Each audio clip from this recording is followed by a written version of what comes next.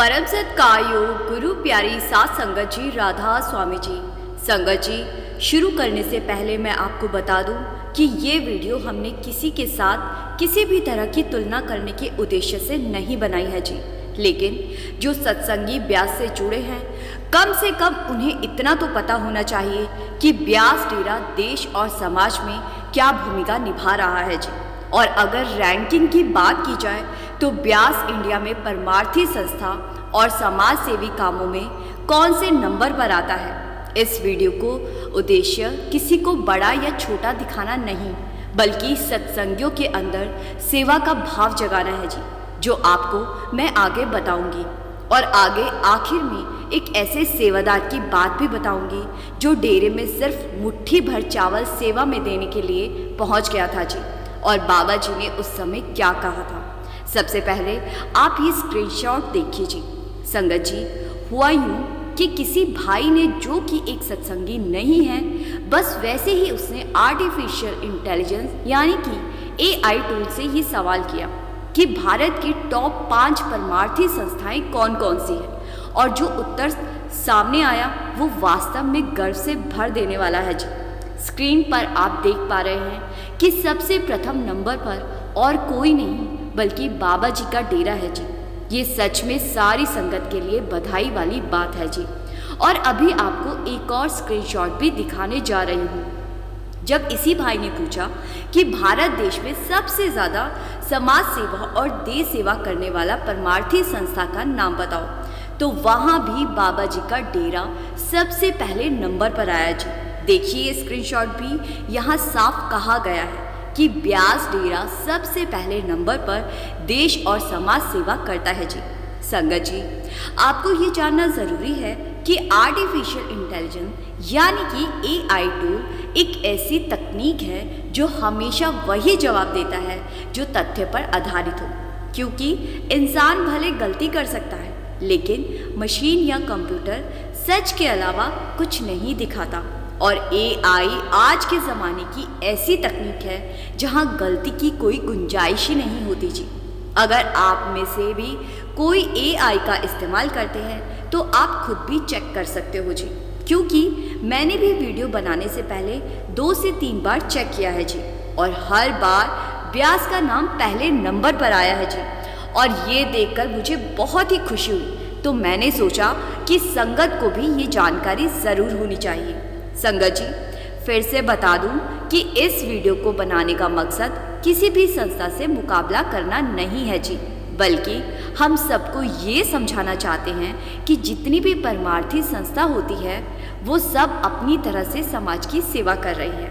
अब कोई पहले पर है तो कोई दूसरे पर, इस बात से कोई फर्क नहीं पड़ता जी। लेकिन अक्सर जब कुछ लोग ये कहते सुने जाते हैं कि बाबा जी तो बड़े बड़े लोगों से मिलते हैं, जहाज़ों में सफ़र करते हैं, नेताओं से मेल जोल रखते हैं, फिल्म स्टार से मिलते हैं, तो ऐसे लोगों को ये भी देखना चाहिए कि जब भी देश पर कोई मुसीबत आई है, बाबा जी और व्यास संस्था ने हर बार सबसे पहले और सबसे आगे बढ़कर देश सेवा का काम किया है जी।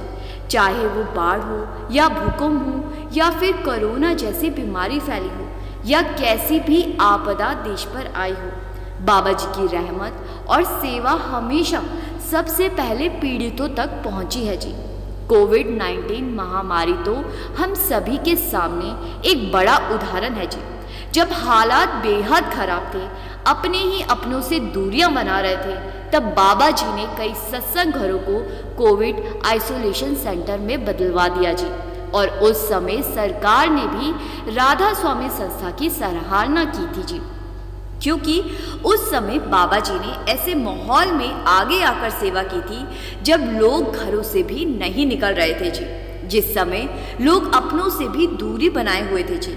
उस कठिन घड़ी में बाबा जी ने अनजान ज़रूरतमंदों के लिए अपने घर के दरवाजे खोल दिए जी। कोविड के दौरान जब कोई मरीज सत्संग घरों में आइसोलेशन के लिए आता तो उससे यह नहीं पूछा जाता कि वो किस धर्म का है, कौन सी जाति का है, या वो सत्संगी है या नहीं। केवल ये देखा जाता था कि वो एक इंसान है और इलाज का हकदार है। बाबा जी की यही महान सोच मरीज को वहाँ जगह दिला देती थी और उस समय जब पूरी दुनिया अपने घरों में बंद थी, तब बाबा जी के सेवादार डॉक्टरों के साथ कंधे से कंधा मिलाकर दिन रात कोरोना से जूझ रहे मरीजों की सेवा में जुटे थे जी। दिल्ली के सीएम ने भी उस समय बहुत तारीफ और शुक्रिया किया था जी, जब दिल्ली सेंटर को आइसोलेशन वार्ड बनाया गया था जी। और संगत जी, अभी तो बीते महीने की ही बात है। आपको याद होगा, मई की शुरुआत में जब भारत और पाकिस्तान के बीच हालात युद्ध जैसे बन गए थे, उस मुश्किल वक्त में भी बाबा जी ने तुरंत अपने जम्मू कश्मीर और राजस्थान के सत्संग केंद्रों के दरवाजे युद्ध से प्रभावित लोगों के लिए खोल दिए थे जी। उस समय जब जम्मू कश्मीर के मुख्यमंत्री ने इन केंद्रों का दौरा किया, तो उन्होंने भी संस्था की इस अद्भुत सेवा भावना की खुले दिल से तारीफ की थी जी। असल में बाबा जी का अंदाज ही अलग है। वे जब भी कोई परमारथ का काम करते हैं तो बड़े ही सादगी से, बिना किसी शोर शराबे या प्रचार के करते हैं जी, और हमेशा मीडिया से दूर रहते हैं जी, क्योंकि बाबा जी हमेशा हमें यही सिखाते हैं कि सच्ची सेवा वही होती है जिसमें दिखावा ना हो जी, जिसमें नाम या पहचान की चाह ना हो जी।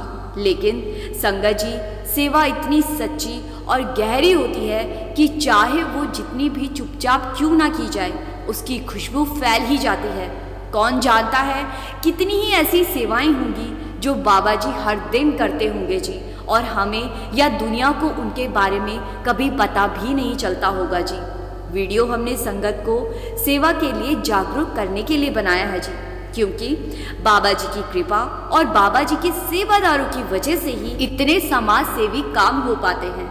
जरूरी नहीं कि सेवा करने के लिए हमें किसी धार्मिक स्थान पर या सत्संग घर ही जाना हो। हम समाज में दूसरों की मदद करके भी सेवा कर सकते हैं जी, जैसा कि बाबा जी अक्सर करते हैं। संगत जी, सेवा से एक भाई का एक बहुत ही प्यारा किस्सा मुझे याद आ रहा है, जो मैं आपको सुनाने जा रही हूँ।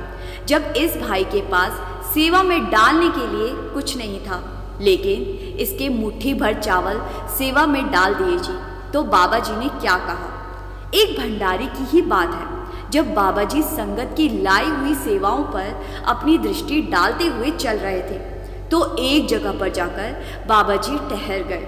वहाँ ऐसी सेवा रखी थी कि बाबा जी को वहीं रुकना पड़ा। फिर बाबा जी ने जो बात उस समय अपने साथ चल रहे सेवादारों से कही, वो हम सब के लिए सीखने योग्य है जी। भंडारे के मौके पर या वैसे भी जब संगत डेरे या किसी भी सत्संग घर में आती है, तब वहाँ ये नहीं देखा जाता कि कौन अमीर है और कौन गरीब। सब एक जैसे भाव लेकर सदगुरु के दर्शन करने आते हैं जी, और सदगुरु की नज़र में भी सब एक जैसे ही है जी। अब उसी भंडारे की एक सच्ची बात सुनिए। संगत जी, भंडारे से करीब 8 दिन पहले डेरे से करीब 100 किलोमीटर दूर एक गरीब सत्संगी परिवार बैठा आपस में सलाह कर रहा था। पति पत्नी की दिली ख्वाहिश थी कि इस बार वो भी बाबा जी के दर्शन करने डेरा जाए, मगर परेशानी ये थी कि उनके पास वहाँ तक जाने का किराया तक नहीं था। ये परिवार बड़ा ही साधारण था। पति पत्नी दोनों एक फैक्ट्री में मजदूरी करके अपना और अपने बच्चों का पेट पालते थे। 3 छोटे छोटे बच्चों की जिम्मेदारी थी, और दोनों इस बात का भी ध्यान रखते थे कि बच्चों की पढ़ाई में कोई कमी ना आए जी। घर खर्च और बच्चों की फीस देने के बाद उनके पास कुछ भी नहीं बचता था जी। लेकिन इस बार उनका मन बार बार कह रहा था कि वो डेरा जाए और कुछ ना कुछ सेवा भी चढ़ाए। लेकिन समस्या ये थी कि बिना पैसों के जाएंगे कैसे।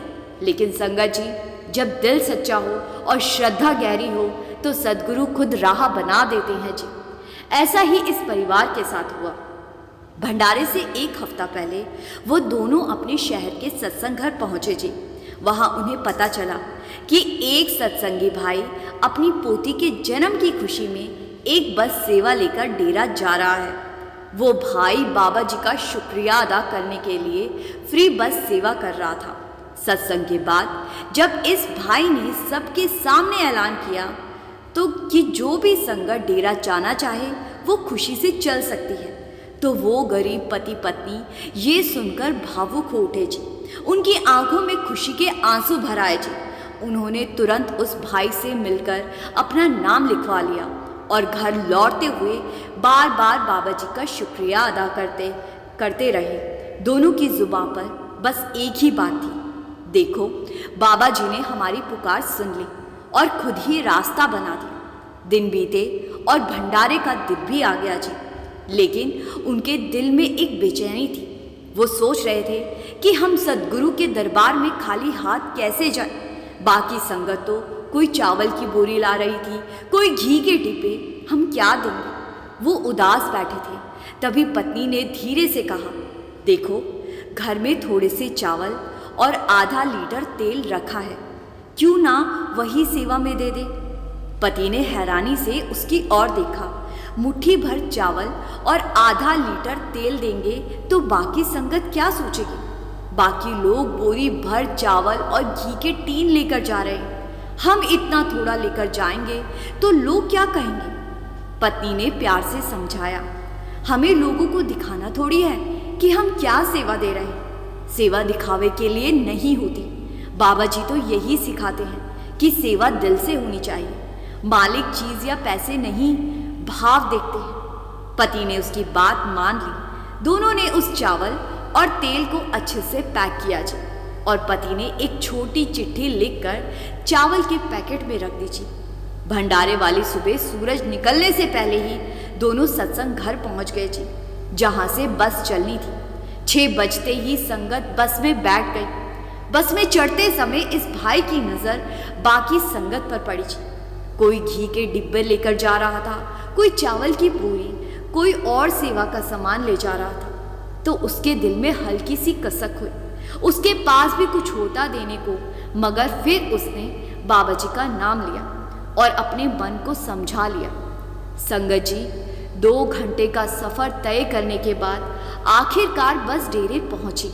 संगत ने अपनी अपनी सेवा उतारी और बड़े आदर से गोदाम में रखवाई जी।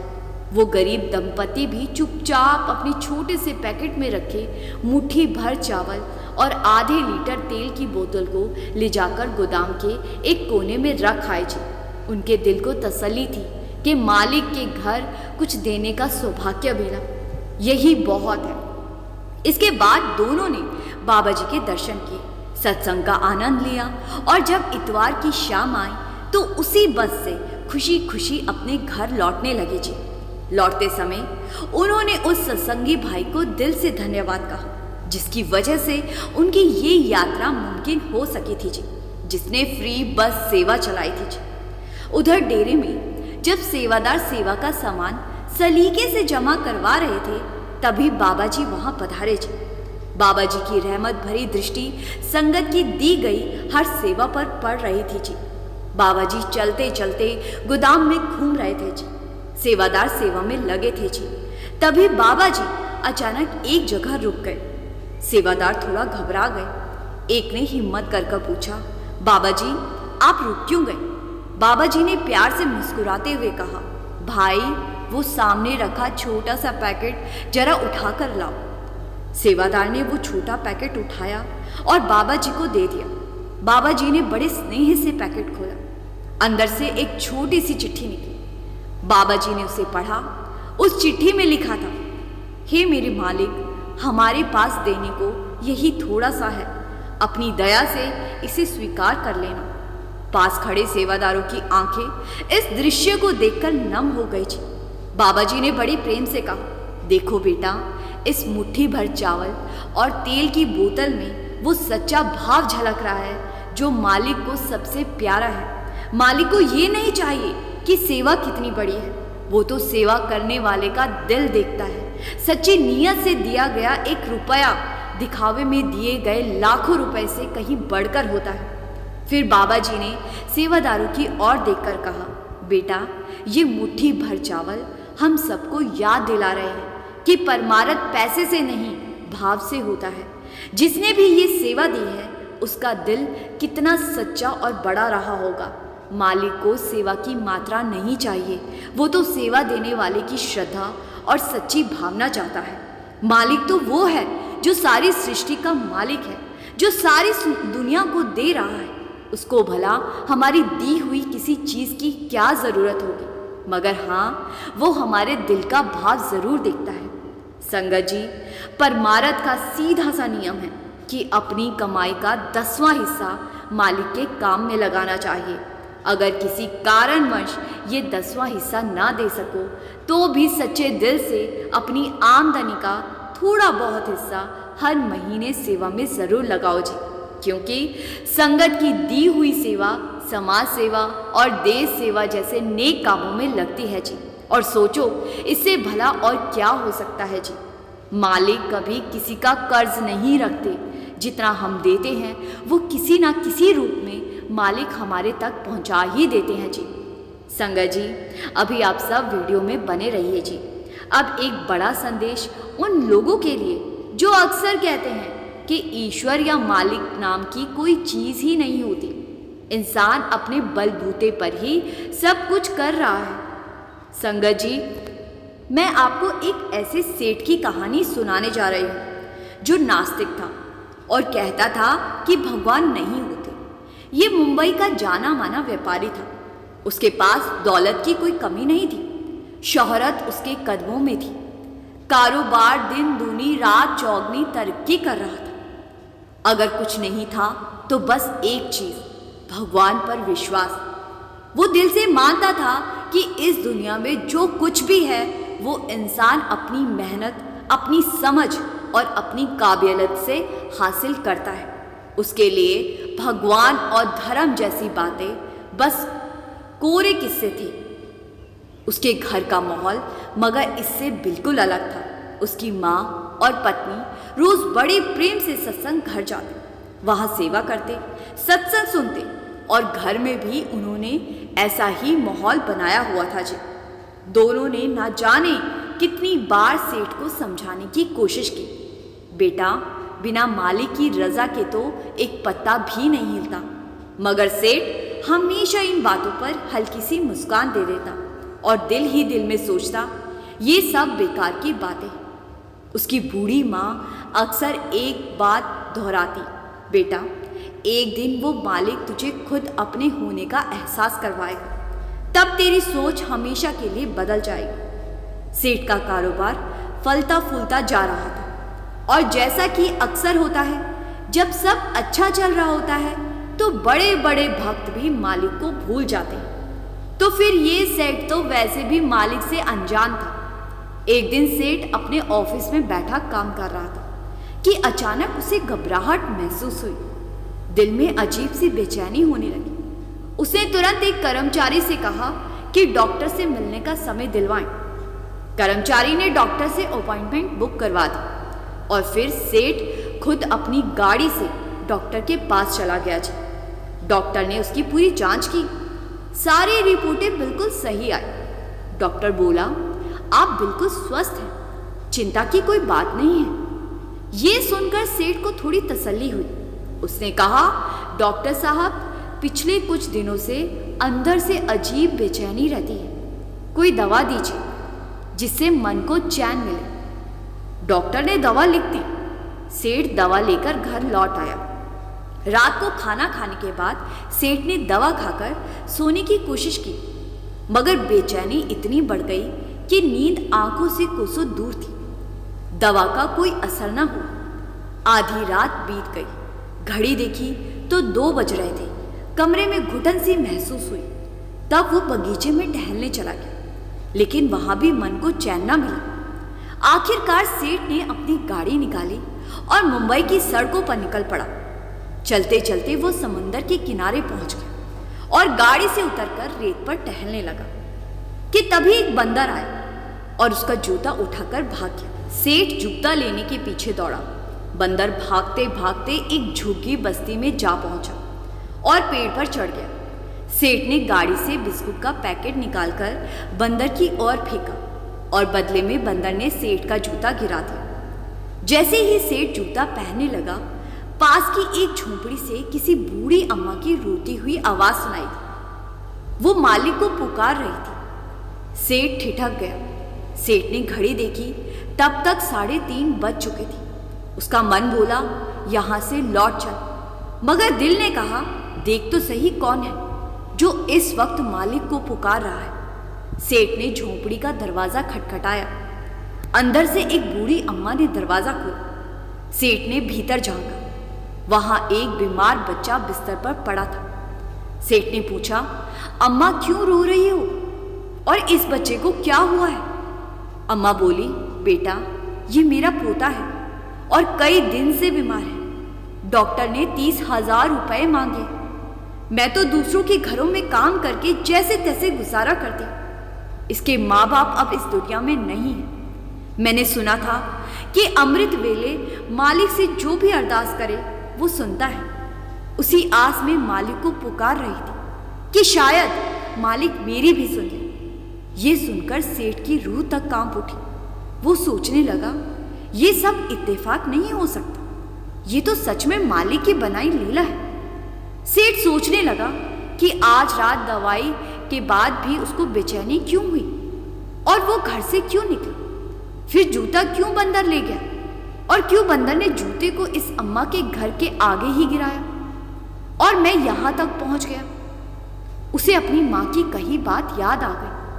एक दिन मालिक मुझे अपने होने का सबूत देगा। उसकी आंखों से आंसू बह निकले। जो बेचैनी उसे खाए जा रही थी वो जैसे पल भर में मिट गई।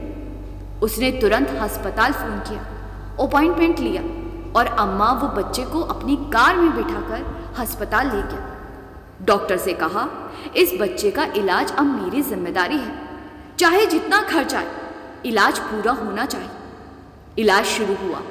बच्चे की हालत धीरे धीरे ठीक हो गई और जब वो पूरी तरह से स्वस्थ हो गया तो सेठ ने अम्मा को अपने ऑफिस में काम दे दिया और बच्चे की पढ़ाई का जिम्मा भी खुद उठा लिया। सेठ ने अपनी माँ को कहा कि माँ, तुम सच कहती थी कि इंसान अपनी मर्जी से कुछ नहीं करता, सब कुछ उसकी मर्जी से होता है। मैं गलत था जो आज तक समझ नहीं पाया कि इतनी बड़ी सृष्टि बिना किसी ताकत के कैसे चल रही है। लेकिन आज मैं जान चुका कि मालिक है और हमारे आसपास ही है और सारे खेल वही खेलता है। हम तो सिर्फ कठपुतली है। इधर अम्मा को भी अब यकीन हो गया कि अमृत वेले की अरदास कभी खाली नहीं जाती। संगत जी, इसीलिए कहा जाता है कि इस संसार में अगर कोई सच्चाई है तो वो सिर्फ मालिक है, बाकी सब कुछ माया है। और अमृत वेला वो समय है जब मन शांत होता है, मालिक से जुड़ना आसान होता है। इस वक्त की अरदास मालिक जरूर सुनते हैं। संगत जी, अब इस वीडियो को यहीं विराम देते हैं। संगत जी से मेरी बेनती है कि कमेंट में राधा स्वामी जरूर लिखिए और इस चैनल को सब्सक्राइब कर इस चैनल का एक हिस्सा जरूर बने। गुरु प्यारी सात संगत जी, राधा स्वामी जी।